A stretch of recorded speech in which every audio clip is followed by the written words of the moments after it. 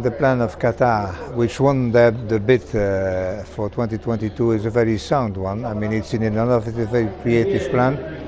It's been only half a year since Paris Olympics took place, but the focus has already shifted to future events. There's a country that spent more money on a single sporting event than most nations spend on infrastructure in a decade. They built 7 brand new stadiums in just a few years. They renovated an entire transportation network. They welcomed over 1 million visitors to a nation smaller than Connecticut. And when it was all over, FIFA's president called it the best World Cup in history. That country is Qatar. And despite pulling off what many considered impossible, they're now facing their toughest challenge yet, convincing the world to let them host the Olympics. Here's what makes this story fascinating. Qatar has already been rejected twice before for the Olympic Games. Twice they've put together bids, showcased their capabilities, and walked away empty-handed. But after the 2022 World Cup, they're trying again for 2036, believing that their $220 billion spectacle proved they can handle anything. Except there's a problem. Actually, several problems, and they're the kind of problems that money alone can't solve. The competition is fierce. Saudi Arabia, Indonesia, India, Turkey, Chile, and nearly a dozen other nations are all fighting for the same prize. Some have hosted before, others have younger, more enthusiastic populations, and all of them are watching Qatar's bid carefully, knowing that the controversies surrounding the 2022 World Cup haven't disappeared. They've just been temporarily overshadowed by the excitement of the games themselves. So the question isn't whether Qatar can afford to host the Olympics. They clearly can.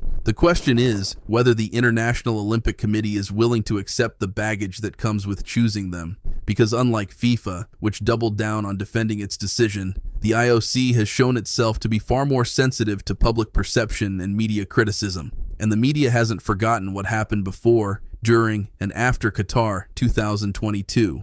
This is the story of a nation trying to buy its way into Olympic history, the rivals standing in its path, and why the biggest sporting event on earth might be the one prize that Qatar's wealth simply cannot purchase. The Olympic race that actually has competition.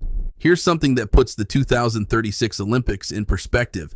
The 2 games before, it had virtually no competition at all. For the 2028 Summer Olympics, Los Angeles was the only official bidder. The story behind that is almost comical. Initially, both Paris and Los Angeles were competing for the 2024 Games.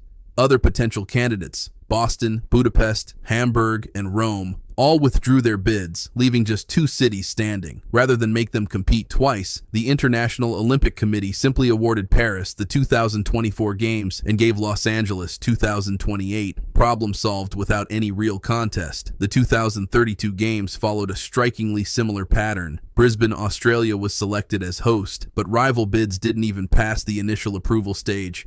The IOC essentially handed it to them because nobody else made it through the process. But 2036? That's an entirely different battlefield. The confirmed bidders include Qatar, Indonesia, Turkey, India, and Chile. Beyond them, there's a long list of nations showing serious interest: Saudi Arabia, South Korea, Egypt, Italy, Germany, Denmark, and Canada. That's not a short list. That's a full-scale international competition where everyone believes they have a legitimate shot, and that's exactly what makes Qatar's challenge so much harder this time around. The infrastructure that money built.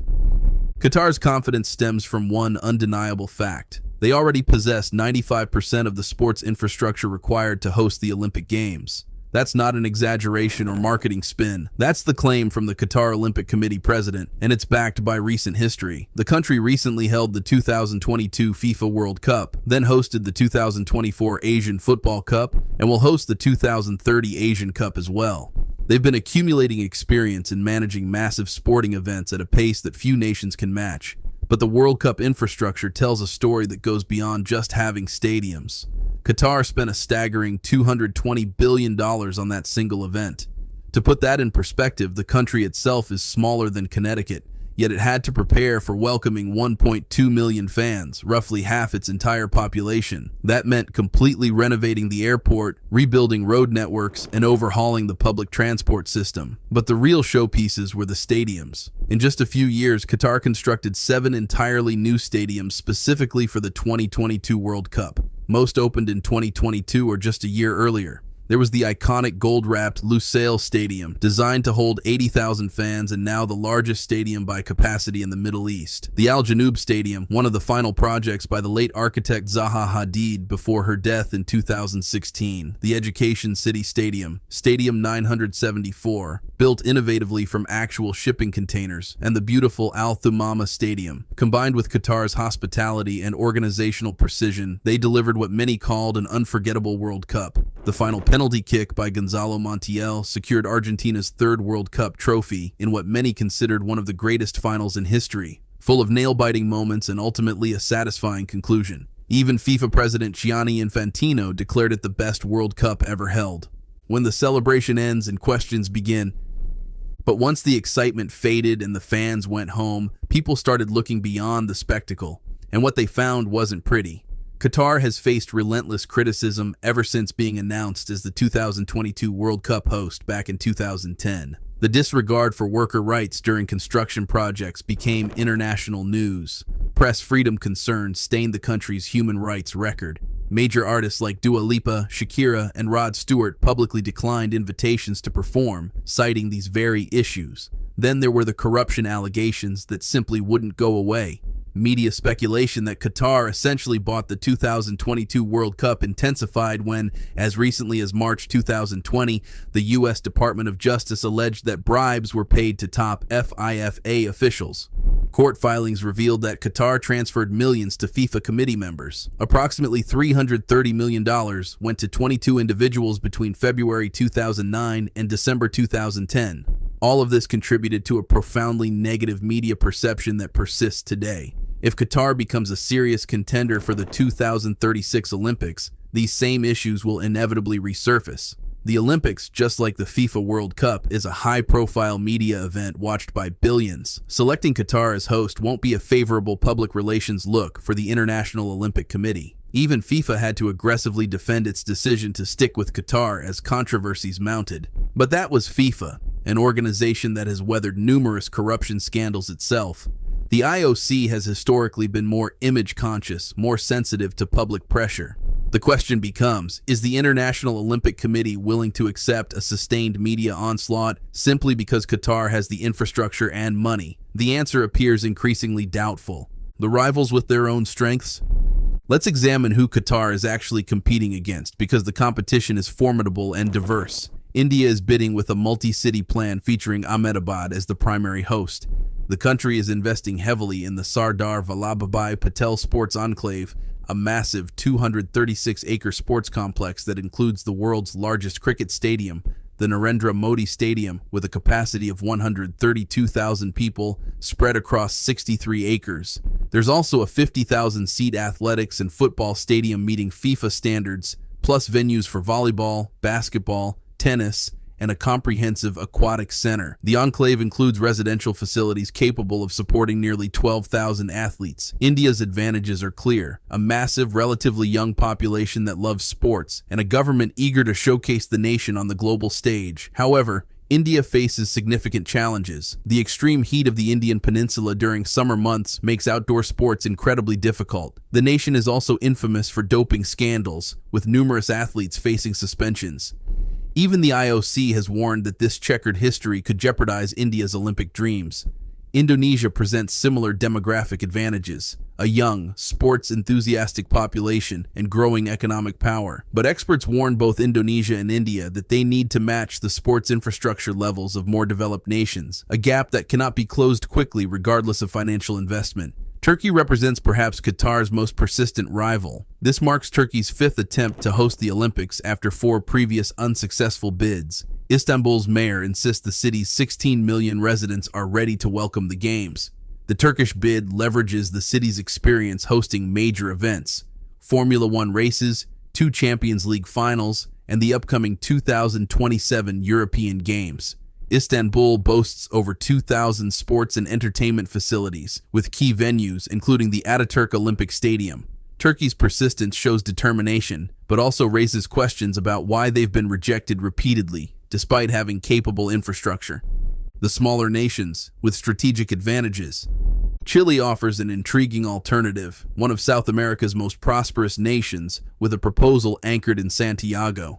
Their bid capitalizes on venues developed for the 2023 Pan American Games, with the National Stadium Sports Complex serving as the central hub. But Chile's proposal gets creative by decentralizing events to showcase the country's diverse geography. Pichilemu, dubbed the world's surfing capital, would host surfing competitions. Viña del Mar could host triathlons. San Pedro de la Paz is proposed for rowing and canoeing. There's even discussion of staging certain competitions on Easter Island for dramatic cultural impact. This approach aligns perfectly with the IOC's current preference for sustainable, cost-conscious Olympics that avoid massive new construction. Chile's strategy acknowledges a harsh reality. The Olympics have become notoriously expensive and often economically devastating for host cities. The most infamous case remains Montreal's 1976 Games, which budgeted $124 million but ended up costing over $1.5 billion.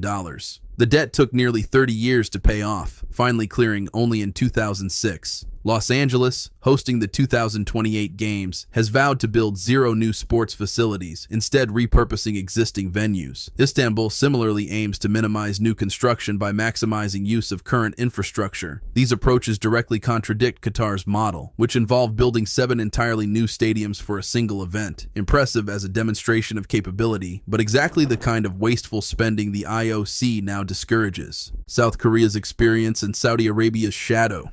South Korea stands as a proven entity, having successfully hosted the Olympics twice, the 1988 Summer Olympics in Seoul and the 2018 Winter Olympics in Pyeongchang. That track record carries enormous weight. The IOC knows exactly what South Korea can deliver because they've delivered it before, twice, without major controversies or financial disasters. However, political support remains a crucial factor, and upcoming mayoral elections could significantly affect the viability of South Korea's bid. Then there's the elephant in the room that nobody wants to discuss openly: Saudi Arabia. The kingdom has shown interest in hosting, and they possess financial resources that rival or exceed Qatar's. But Saudi Arabia faces many of the same human rights criticisms that plague Qatar's bid, potentially multiplied given the kingdom's even more restrictive social policies. If the IOC was hesitant about Qatar's human rights record, Saudi Arabia presents an even more complicated proposition. And with the money they are splurging, they will be willing to go all the way to host an Olympics. The decision that money cannot buy.